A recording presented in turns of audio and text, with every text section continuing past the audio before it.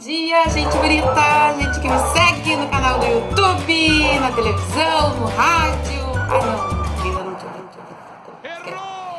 Faz frio em Novo Hamburgo, hoje é 14 de junho, 6 graus. Ou se inscrever ou compartilhar, quem sabe.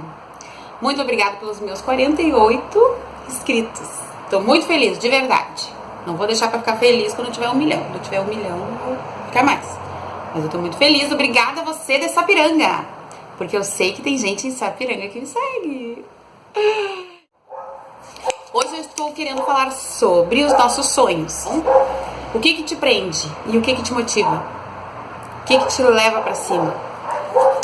Eu tava lendo sobre Stephen Hawking, um inglês que nasceu em Oxford em 1942, em janeiro de 42. Um homem que até a sua adolescência não tinha nenhum grande destaque. A partir daí, com gosto pela física, ele conseguiu uma bolsa na Universidade de Oxford, onde ele foi estudar. E desde então, a sua vida teve um baque, né? Tanto positivo como negativamente.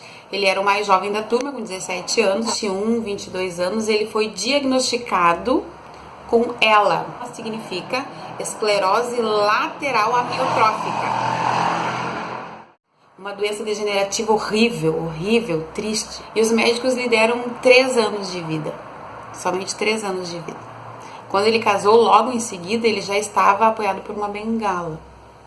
Eu fico pensando, tantas vezes a gente deixa de fazer coisas porque eu já tô com mais de 40 anos, porque eu já tenho filhos, porque a minha chefe é isso, porque a minha mãe falou aquilo, porque o meu marido falou aquilo outro. Será que eu, diagnosticada com uma doença tão terrível e acometida por dores, por desmaios, por convulsões, porque ela vai paralisando os nervos, né?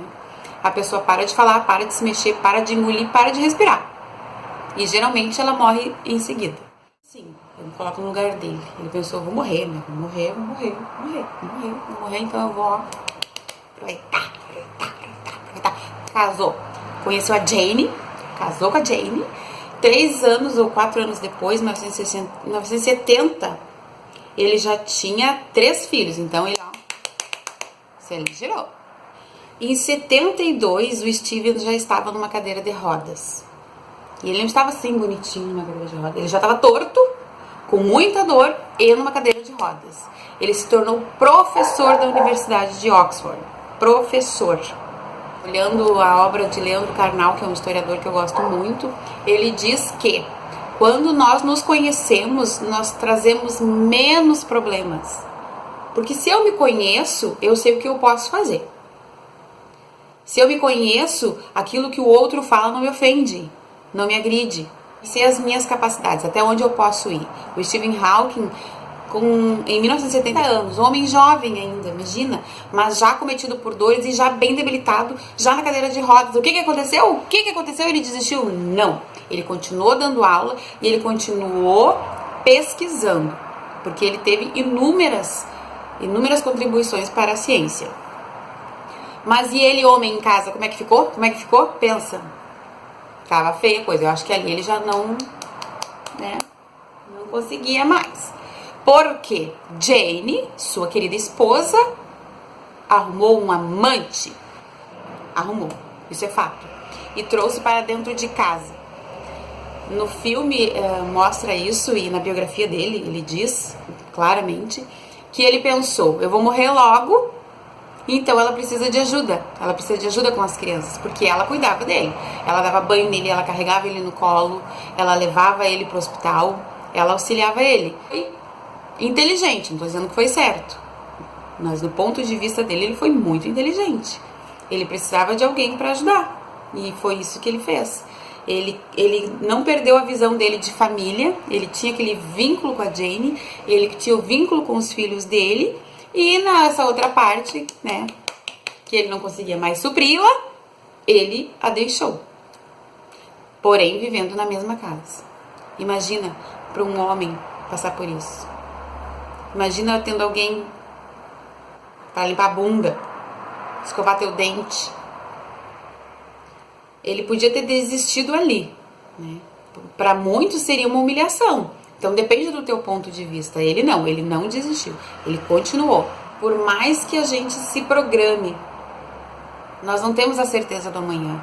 Quem outrora ia pensar que ia acontecer essa greve dos caminhoneiros, e nada contra, e que nós teríamos esse desabastecimento tão rápido? Quem imaginaria? Há poucos anos atrás, nós tínhamos um governante ovacionado pela população em total elevação da sua carreira, porque ele durante muito tempo tentou ser o governante e não conseguiu. Quando ele conseguiu, ele era um dos homens mais conhecidos, mais bem pagos, mais influentes da nossa nação, porque era o nosso governante. Hoje, ele talvez consiga tomar um banho de sol de 1 ou 2 horas lá em Curitiba. Então, nós temos que estar preparados para aquilo que não foi planejado. Porque é fácil eu estar bem. Isso eu falo no emocional. É fácil eu dirigir numa estrada lisinha, com luz. Difícil eu dirigir no escuro com chuva. Como é que eu agiria hoje recebendo essa notícia? Esclerose lateral amiotrófica. Vai morrer. O médico chega pra ti e diz, vai morrer. 3 anos e deu pra ti. Ele continuou. Ele tinha o hoje. Hoje dá pra levantar com a ajuda das pessoas e ir pra faculdade. Foi pra faculdade. Dilacerado. Totalmente dilacerado. Mas ele foi. Ele não podia mudar aquilo ali. Ele não podia mudar a condição sexual dele. Ele não era mais um garanhão. A mulher dele queria outra coisa. O que ele ia fazer? Espernear? Não pode. Pode, que tem minha, que isso, que toma, que eu não ia conseguir fazer. Não mexendo mais nas mãos, meu bem. Imagina o resto. E abre-se um parêntese aqui que eu estava lendo sobre os cadeirantes, né?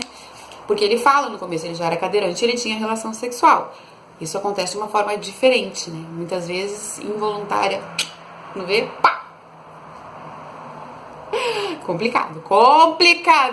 Mas aprendemos com o Stephen Hawking. Aprendemos muito. Porque ele é o cara. O mais surpreendente dele, o que ele tinha? O cérebro dele. Então ele usava o cérebro dele. E ele diz que o mais importante que ele tinha era a família. Ele continuava olhando aquele núcleo familiar dele, que para muitos era uma bagunça, como a família dele. Pelo ator que o representou no filme, como um homem mais engraçado que eu já conheci. Quem é que consegue rir, meu bem, numa cadeira de rodas, sabendo que a mulher tem outro, com dor? Primeiro ele não andava, depois ele não falava. Porém, o fato de não andar não impediu que ele estivesse em milhares de lugares, conversando com o Papa, com presidentes, com a NASA, ele esteve na NASA. O fato dele não falar não fez com que ele deixasse de se comunicar, e se comunicou muito bem.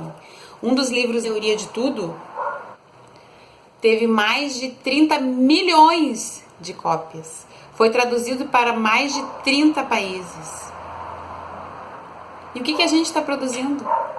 Se a gente para por qualquer coisa. Porque fulana me ofendeu, me chamou de gorda.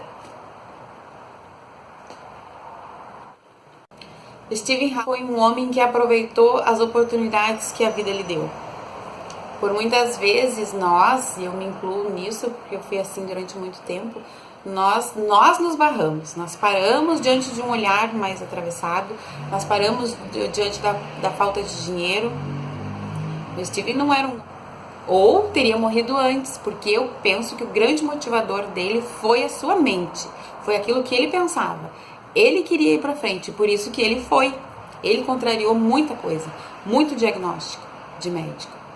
E na biografia dele, a Jane conta que muitas vezes, eles estavam entre a faculdade e o hospital. Porque ele passava mal, ele ganhava febre, ele ganhava convulsão, e ele ia para o hospital. E dali ele seguia os seus estudos. Quantos projetos nós abandonamos? Quantos projetos nós abandonamos? Quantas vezes pensamos, vou estudar, vou fazer faculdade, vou terminar o ensino médio, vou fazer o mestrado. E aí esfria, não dá. E aí o filho fica doente, não dá. E a gente não vai, e a gente não vai, e a gente fica protelando isso. E nós nos tornamos chatos, porque nós estamos insatisfeitos com nós mesmos e passamos isso pro meio que a gente convive. E é isso aí. Os Simpsons, ele gravou um disco, uma música com Pink Floyd. Pensa. E ele não se produziu, ele já não falava mais. Então ele fez um mix, porque ele falava através do computador, a voz dele era daquele jeito, e foi assim que a voz dele saiu no disco. E ele não se privou disso. Ele foi conversar com o Papa, ele conversou com Obama, ele conversou com Bill Clinton, e por aí vai. E muitas vezes a gente para, né? Não vou, porque eu não tenho roupa. Sabe o que ele pensava? Eu não tenho roupa. Ele tinha que ver alguém para colocar a roupa nele. Então, bora lá. Conhecer-se é importante porque eu falo dele em relação ao sexo, porque nós somos muito hipócritas, não é? Nós somos seres sexuados. É muito importante para o ser humano, sim. Para quem não é importante é uma exceção e não a regra. Nosso corpo foi feito para isso, então sim, é muito importante. Levar um pé na bunda. Se a gente leva um pé na bunda, a gente quase morre. Tu imagina a sabedoria desse cara. De saber, eu não vou mudar essa minha condição de cadeirante. Eu não vou mudar essa condição física. Ele não era bonito. Ele era o bichinho da couve. Cadeirante. Olha a sabedoria dele. De sair de cena. De manter uma amizade com essa mulher. E ela própria dele. Porque em momento algum eu vejo ela tratando ele com menosprezo. Finalizando então, essa foi a reflexão que eu trouxe para nós. Por quê? Porque nós temos que pensar como é que nós estamos escrevendo a nossa história. Seja do ponto que for. O que passou, passou. Daqui pra frente, como eu vou escrever minha história? Essa é uma boa reflexão. E por que eu trazer essa reflexão? Porque eu quero, já falei outro vídeo, Por que a Luana Piovani pode fazer? Por que a Grazi Massafera pode fazer? Por que a Ellen Dangerous pode fazer? E, como eu falei no outro vídeo, fazer um canal para falar sobre absolutamente tudo. Tá bom? Então vamos nos inovar, vamos nos lapidar e vamos crescer juntas. Beijo! Coisa fofa!